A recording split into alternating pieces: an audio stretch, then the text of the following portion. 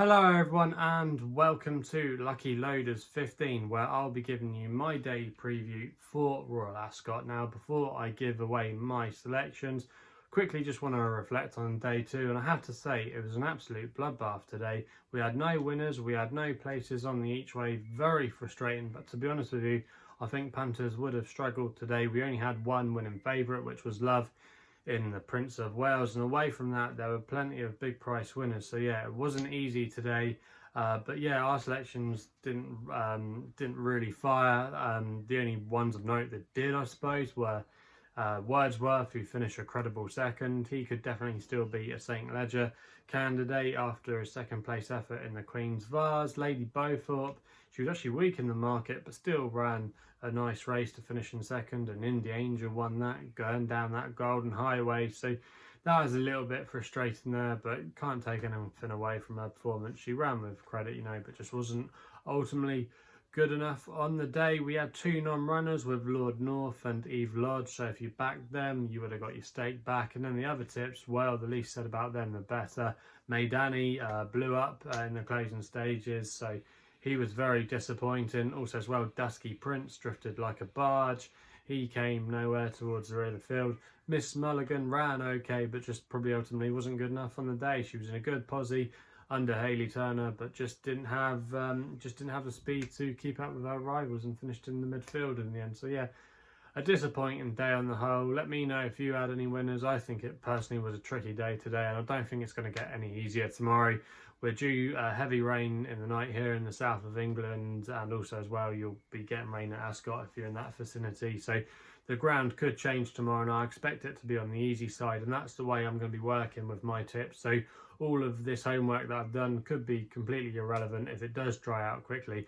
I do think the rain is meant to stop come racing by 2:30, so it might dry out throughout the afternoon. But yeah, I'm going to work on the assumption that we're going to have soft, at least in the going description. So yeah, definitely keep an eye out there for horses that will like hopefully a little bit of ease in the ground, and I think my selection as well. So let's get into it then.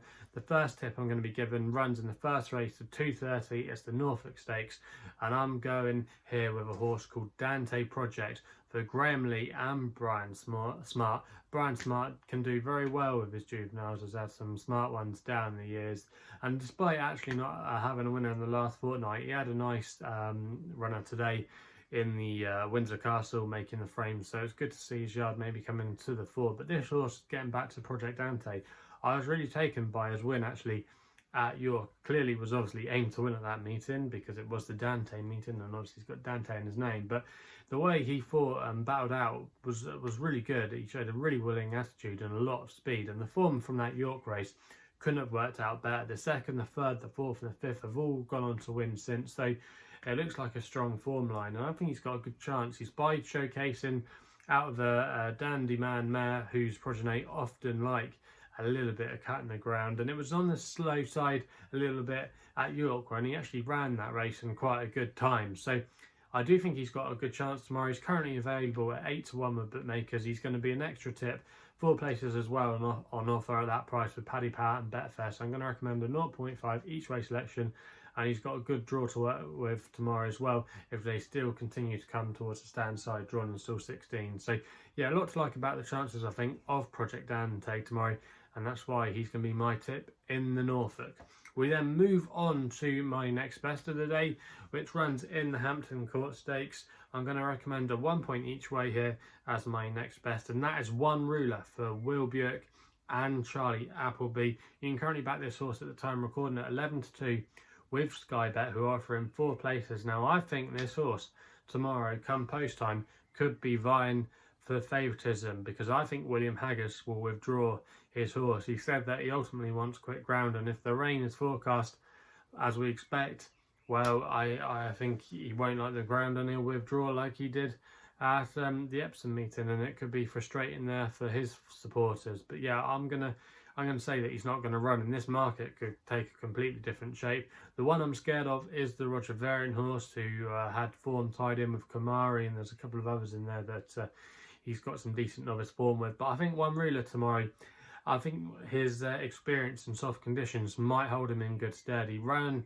on soft ground as a juvenile, and he seemed to handle it absolutely no problem at all. Some of his best form came there, including a second place effort behind McSweeney. So yeah, a lot to like about One Ruler's chances tomorrow. He's run okay on his 2 starts this season. He finished 6th in the Guineas. And then also as well, he was quite well supported in the Derby, but clearly just didn't stay. I think dropping back to 10 furlongs will suit him tomorrow. And Charlie Appleby's team are in good are in good form, I should say. They're operating at a 38% strike rate. So I think One Ruler has a really good chance in this race tomorrow.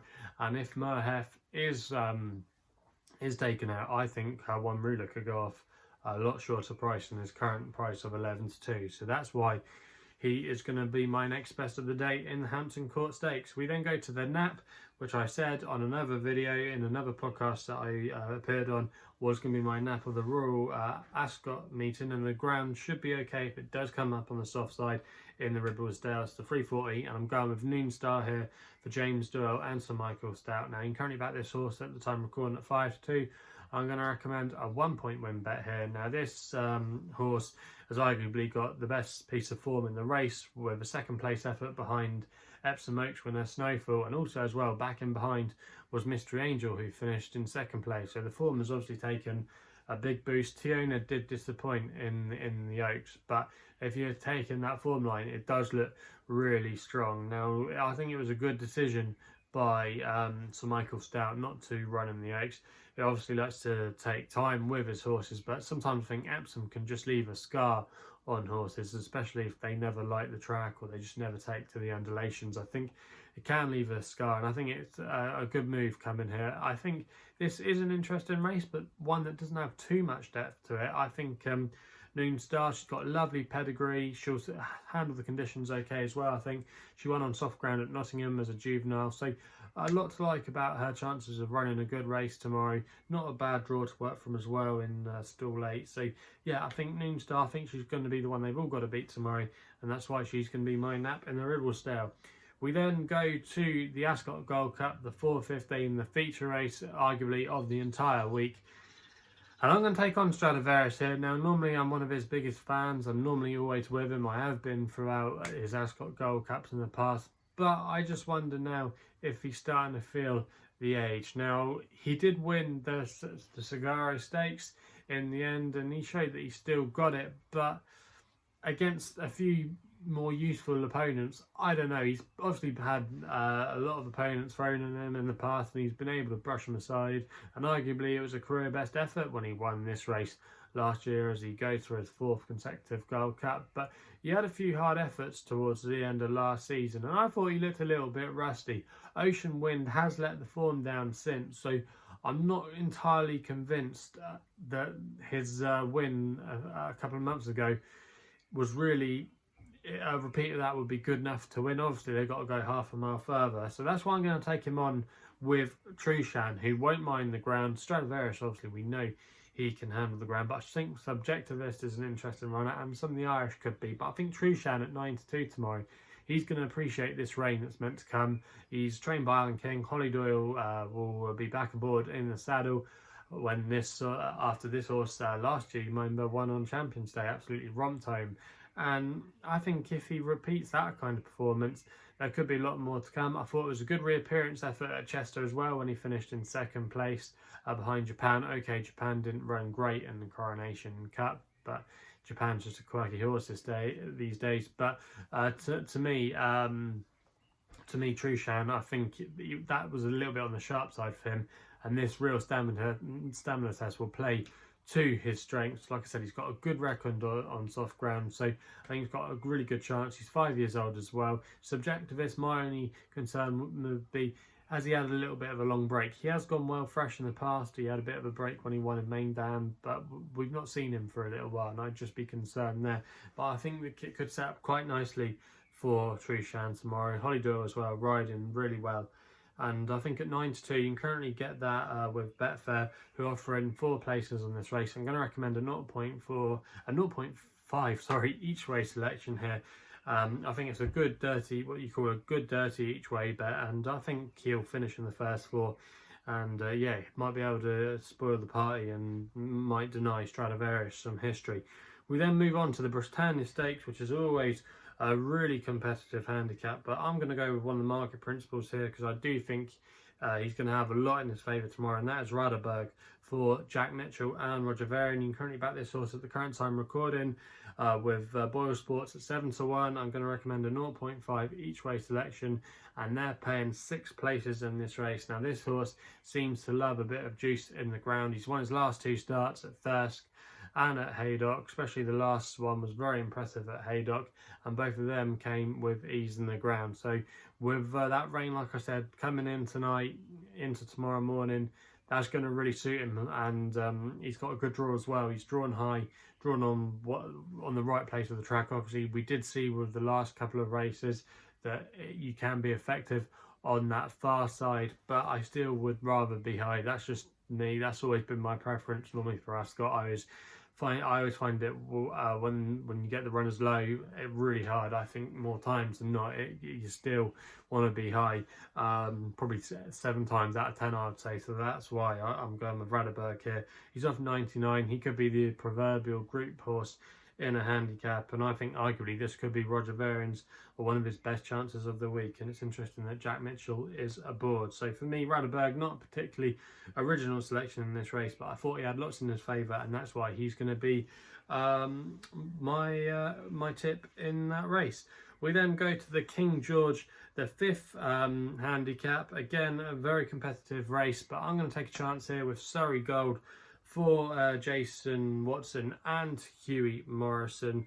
Now, this horse at the current time recording is available at 9-1. You can get that price with SkyBet, who are offering 6 places. Now, if you follow my work here on my YouTube channel, you might remember that I put up Surrey Gold a couple of months ago when he was an impressive winner at Newbury. We put him up at 10-1 that day, and he absolutely romped home by 7 lengths. Now, arguably, he is clearly stepping up in class tomorrow, but the form of that race has actually worked out quite well. We won it so impressively that the handicapper gave him a £12 rise, and there was a bit of ease in the ground that day. So he definitely seemed to handle it well, and I think obviously if the rain does come, that's not a problem. He's got a good wide draw as well. Don't know why, but horses that have had a wide draw in the past do have a good record in this race, and I think he's just going to keep on improving. To me, he looks like an ultimately a stare, and he's by Golden Horn as well, who's a sire that I just run on about on this YouTube channel. I'm always going on about him, that his progeny just keep improving with age, and I just think there's a lot to like about him,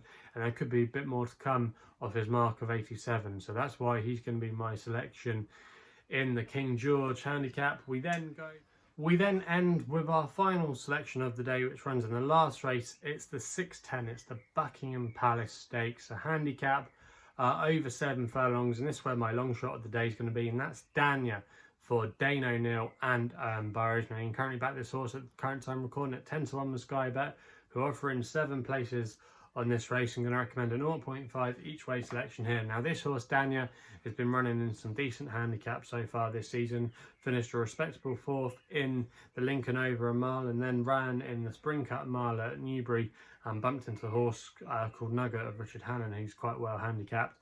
That was still a good run there to finish in 2nd place, and that, like I said, was over a mile. And tomorrow this horse is going to be dropping back down 7 furlongs, and I think that's not a bad move. I think over 7 furlongs he could be a major player. He's a horse that likes to be handy, and he doesn't mind a little bit of cutting the ground. He's won with a bit of juice in the ground before, so that shouldn't bother him at all. He's got not a bad draw to work from as well, and I think if Dane can get into a good prominent position tomorrow, I think he's got a really good chance of going very close. Burrows' team are in good form as well, so a lot to like about his chances tomorrow, and Dania is going to be my selection in the Buckingham Palace Stakes. So they're the tips for day 3 of Royal Ascot. If you're still continuing to follow me and you still believe, make sure you hit the subscribe button if you haven't done so already, and if you're enjoying the videos, remember to hit the thumbs up button. I really appreciate all the support. Also as well, let me know in the comments box below what you'll be backing on day 3. Also as well, if you want to follow me on social media, you can do it on Twitter. My handle is @LuckyLoader15. And if you want to find out a little bit more about myself, my website is www.chrisvaderracing.co.uk. Please gamble responsibly. Hopefully we can have some winners for you finally on day 3, and we'll be seeing you soon.